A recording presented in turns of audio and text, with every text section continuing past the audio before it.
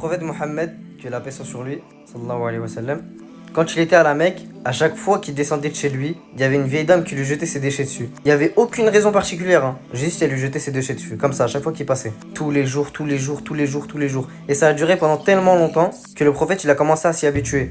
Et il répondait jamais par le mal. Jamais il s'est énervé, jamais il s'est mis en colère. Parce que c'était une vieille dame. Ou quand même la personne, je pense qu'il se serait pas énervé. Bref, ça a duré pendant tellement longtemps que le jour où la dame, elle a arrêté de jeter ses déchets, le prophète, il a commencé à se poser des questions. Il a commencé à questionner le voisinage, il leur a dit où est-ce qu'elle est, etc. Et il a appris que la vieille dame, elle était malade. Du coup, qu'est-ce qu'il a fait? Malgré le fait qu'elle lui ait jeté ses déchets, il est parti la voir, il est parti lui rendre visite. Et la dame, tellement elle était choquée, elle a accepté de prendre l'islam comme religion. La leçon qu'il faut en tirer, c'est qu'il faut jamais répondre le mal par le mal. Il faut toujours répondre le mal par le bien. Par exemple, quelqu'un il va t'insulter, tu lui réponds en souriant. Et croyez-moi que ça fait beaucoup plus mal que si tu rentres dans son jeu et que tu commences à l'insulter. Répondez le mal par le bien.